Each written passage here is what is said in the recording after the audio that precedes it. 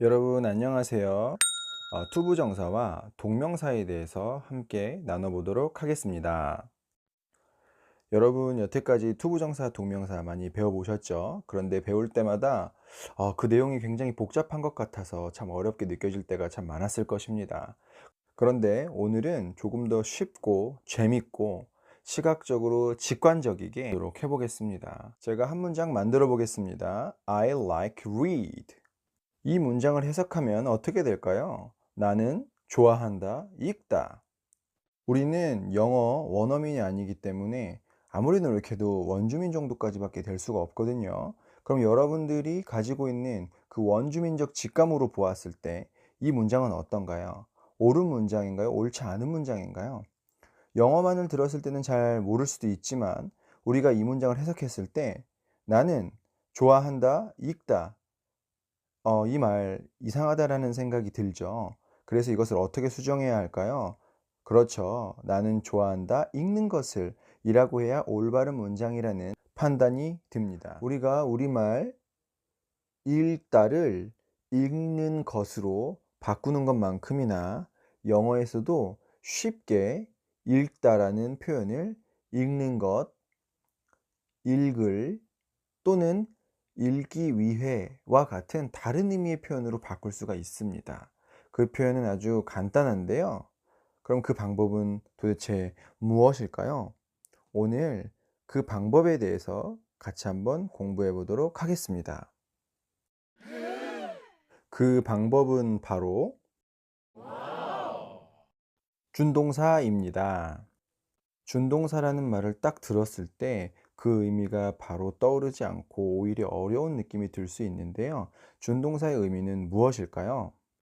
준동사는 원래 동사였던 단어들이 명사, 형용사, 부사로 사용되는 문법 규칙입니다. 너무 어렵게 생각하지 말고 동사에게 명사나 형용사나 부사가 되는 옷을 입혀주는 정도로 생각하시면 됩니다. 그래서 준동사의 룰을 적용해 보면 읽다라는 단어가 읽는 것이라는 의미로 바뀌게 되고 읽을 이라는 의미로 바뀌게 되고 읽기 위해라는 의미로 바뀌게 됩니다. 우리말 특성상 읽는 것이라는 의미로 바뀌게 될 때는 명사가 되고 읽을 이란 의미로 바뀌게 되면 형용사가 되고 또 읽기 위해 라는 의미로 바뀌게 되면 부사라는 품사로 이 동사라는 읽다가 바뀌게 되는 것입니다. 부사라는 표현이 좀 어려울 수 있는데요. 부사는 문장 안에서 장방시유, 즉 장소, 방법, 시간, 이유의 의미를 나타내는데 여기서 우리가 읽기 위해 라는 의미로 바뀌게 된다면 무엇을 하는 목적, 즉 이유를 나타내기 때문에 부사의 품사로 생각할 수 있는 것입니다. 그러면 준동사의 종류에는 어떤 것들이 있고 각각의 준동사들은 어떤 품사로 바뀌어 사용될 수 있는지 알아보도록 하겠습니다. 준동사의 종류는 세 가지가 있는데요. 첫 번째 준동사는 투부정사, 그 다음은 동명사, 그리고 분사가 있습니다. 투부정사는 나중에도 다시 한번 다루도록 할 텐데요. 가장 많은 종류의 품사로 변형되어 사용될 수 있습니다. 즉 다시 정리하면은 투부정사는 뭐뭐 하는 것, 뭐뭐 할, 뭐뭐 하기 위해 라는 세 가지 형태의 품사로 변화해서 사용되어질 수 있습니다. 동명사는 그 이름에서도 알려주듯이 명사로만 사용이 됩니다. 그리고 분사의 경우에는 형용사, 부사의 경우로 사용이 됩니다. 이번 과에서는 투부정사와 동명사에 집중하여 공부하도록 해보겠습니다. 먼저 투부정사와 동명사를 공부하는 방법에 대해서 알려드리도록 하겠습니다.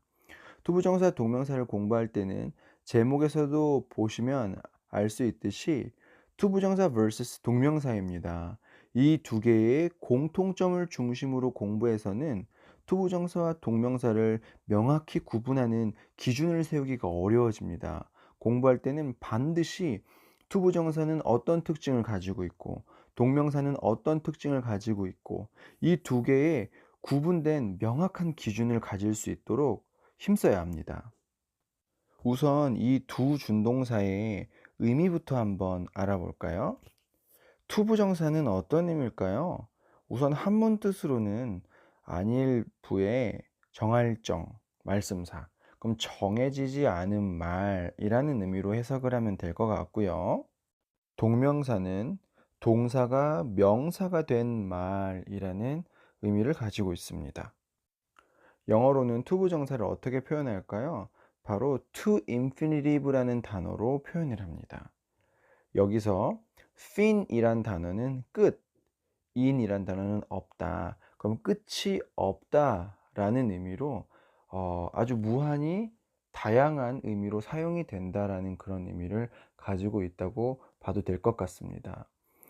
다양한 문맥에서 다양한 의미로 사용이 되는 그런 특징을 가진 준동사라고 보시면 될 것 같습니다. 그럼 동명사는 어떻게 표현할까요? 바로 gerund라는 단어로 표현을 합니다. 이 gerund라는 단어는 옮기다, 나르다라는 그런 의미에서 파생된 단어인데요. 우리가 알고 있는 digest라는 단어, 여기서 나온 이 jest는 나르다라는 그런 의미이고 다이라는 단어는 나누다라는 그런 의미로 볼 수 있습니다. 그래서 digest, 나누어서 나르다, 즉 소화시키다라는 그런 의미로 우리가 해석을 할 수 있는 거죠. 또 ingest라는 단어도 똑같이 in, 안으로라는 의미를 가진 단어가 합쳐져서 ingest, 주입하다라는 의미로 우리가 해석을 할 수 있게 됩니다. 다시 제런드라는 표현으로 돌아오게 되면 이 제런드는 뭔가 나르다라는 그런 의미, 즉 행동을 과거부터 지금까지 계속 품어왔다, 계속 수행해 왔다라는 그런 의미를 갖고 있는 표현이 되는 것입니다. 투부정사와 동명사의 의미 차이를 보게 되면 투부정사는 뭐뭐 할 것이다 라는 미래지향적인 의미를 가지고 있고 동명사는 과거에 무언가를 경험을 했거나 과거부터 지속되어 온 행위를 묘사할 때 사용된다는 것을 알 수 있습니다. 실제로 영어권 국가에서는 신문에 헤드라인 기사를 쓸 때 will이라는 표현 대신에 글자 수를 줄이기 위해서 투부정사를 사용하는 것을 우리가 볼 수 있습니다. 처음 이야기했을 때와 같이 투부정사는 아주 다양한 품사로 사용이 되기 때문에 명사, 형용사, 부사의 품사로 사용이 됩니다. 반면에 동명사는 명사라는 한 가지 품사로만 사용이 됩니다. 그래서 투부정사는 문장 안에 들어갈 때 해석하는 방법이 명사, 형용사, 부사, 즉 뭐뭐하기, 뭐뭐하는 것, 뭐뭐할, 뭐뭐한, 뭐뭐하기 위해 이렇게 세 가지 형태로 크게 묶어서 해석을 하실 수가 있습니다. 명형부, 기것, 하란, 하기 위해로 쉽게 반복해서 외우는 습관을 들이면 기억하기 아주 좋습니다. 동명사는 동사가 명사로 된 형태, 즉 뭐뭐 하기, 뭐뭐 하는 것으로만 해석이 됩니다. 그러면 준동사가 동사의 옷을 입히는 것이라고 서두에 말씀을 드렸는데요. 투부정사는 어떻게 옷을 입힐까요?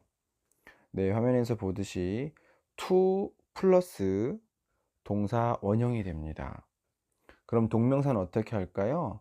네, 동사 뒤에 바로 ing 형태를 쓰면 그것이 바로 동명사가 됩니다. 단순히 동사 앞에 to를 붙였을 뿐인데 미래지향적인 의미 또 문맥에 따라 명사, 형용사, 부사로 바뀌면서 해석은 기것, 하란, 하기 위해로 바뀌게 되는 것이고 동명사의 경우에도 단순히 동사 뒤에 ing를 붙였을 뿐인데 이름도 동명사로 바뀌고 과거에 경험했거나 과거부터 지속해온 행위를 나타낼 때 동사를 명사의 품사로 바꾸어 주고 해석은 뭐뭐 하기, 뭐뭐 하는 것. 이와 같이 준동사로 동사를 변환하는 과정은 아주 간단한 과정이라는 것을 볼 수 있습니다. 자, 그럼 간단하게 한번 테스트 한번 해볼까요? 화면에 뜨는 단어들을 한번 해석을 해볼게요. 자, to read, 읽기, 읽을, 읽기 위해. 다음은 reading, 읽는 것이라고 해석을 할 수 있겠죠. 다음은 to do, 뭐뭐 할, 뭐뭐 하기 위해, 뭐뭐 하기라는 의미로 우리가 다이어리에서도 보면 알겠지만 to-do list, 우리가 할 목록이라는 의미로 미래지향적인 의미로 해석이 가능한 표현이죠. 지금까지 갈고 닦았던 내용들을 실제로 문장에 한번 적용을 한번 해보도록 하겠습니다. 우리가 투부정사 하면은 명사, 형용사, 부사, 용법으로 사용이 되고 해석은 기것, 하란, 하기 위해로 해석이 가능하다는 걸 배웠습니다.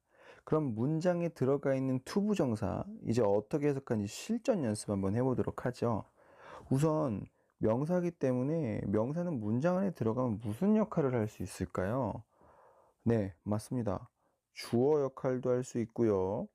비동사 뒤에 오면서 주어가 무엇인지를 구체적으로 꾸며주는 보어 역할을 할 수 있고, 마지막으로 동사 뒤에 나오면서 목적어의 역할도 할 수 있는 것이 바로 명사의 역할입니다.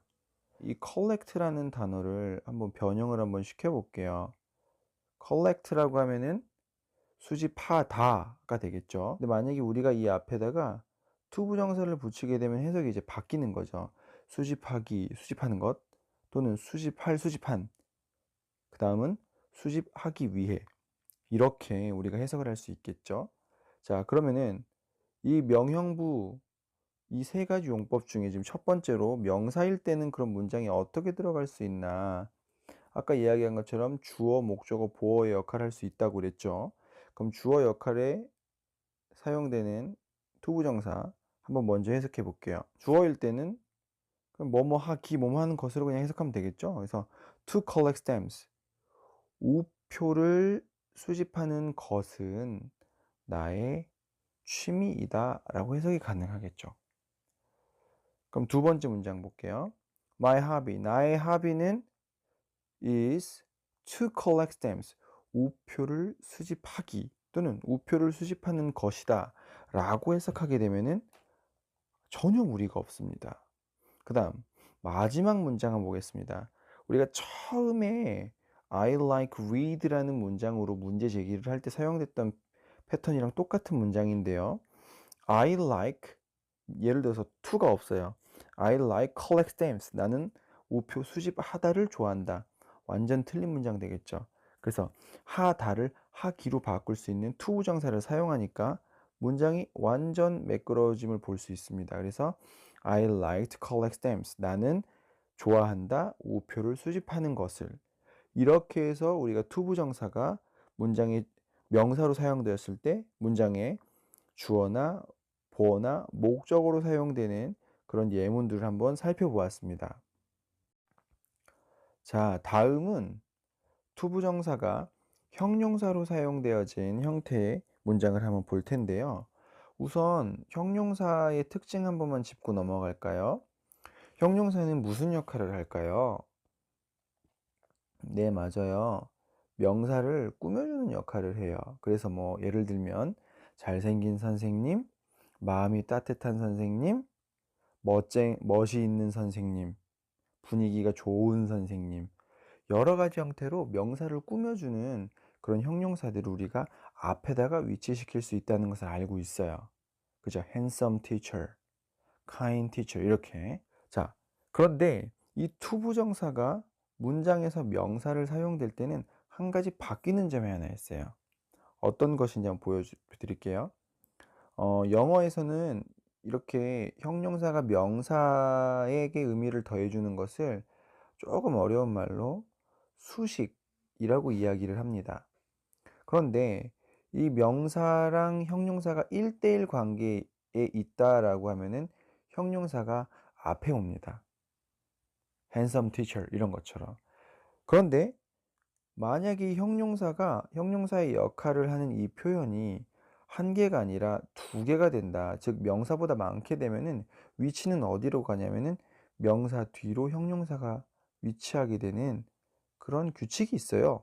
그건 차차 공부를 하면 되는데, 자, 여기 보시면은 투부정사가 형용사로 사용이 된다라는 건 투부정사 자체가 to 다음에 동사 원형이기 때문에 이게 2대1, 1대1 구성이 아니라 1대2 구성이 되기 때문에 투부정사는 자연스럽게 명사 어디로 갈까요?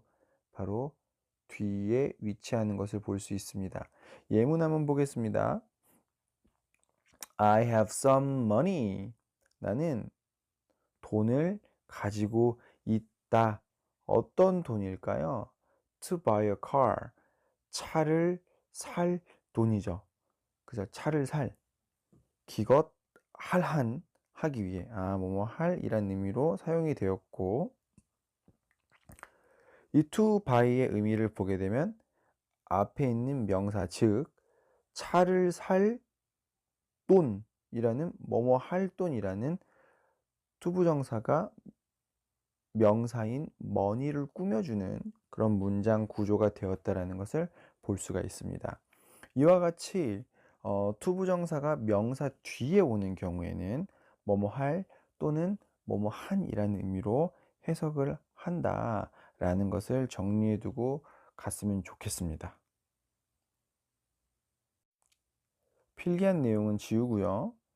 이 문장에 대해서 추가적으로 한 가지만 더 설명을 해 드리면 차를 살 돈이죠. 그쵸? 차를 살 돈. 산 게 아니라 차를 살 돈입니다. 그렇다는 것은 즉 뭐냐면 아직 차를 사지 않았다는 것이고 차를 살 것이라는 의미이기 때문에 여기서 이 투부정사는 또 어떤 의미가 있다라는 것을 보여줍니까? 그렇죠. 미래지향적인 의미를 가지고 있다라는 것을 이 예문을 통해서 한번 확인을 해 볼 수가 있게 되었습니다. 자, 그 다음 마지막 부사적 용법이에요. 부사적 용법일 때는 이유를 나타낸다고 했습니다. 목적을 나타낸다고 했어요. 그래서 나는 뭐뭐 하기 위해서 뭐뭐 했다 라고 이야기할 때 뭐뭐 하기 위해서라는 의미로 해석이 되는 그 용법인데요. 첫 번째 문장 같은 경우는 저희가 아직 배우지 않았기 때문에 두 번째 문장 한번 보겠습니다.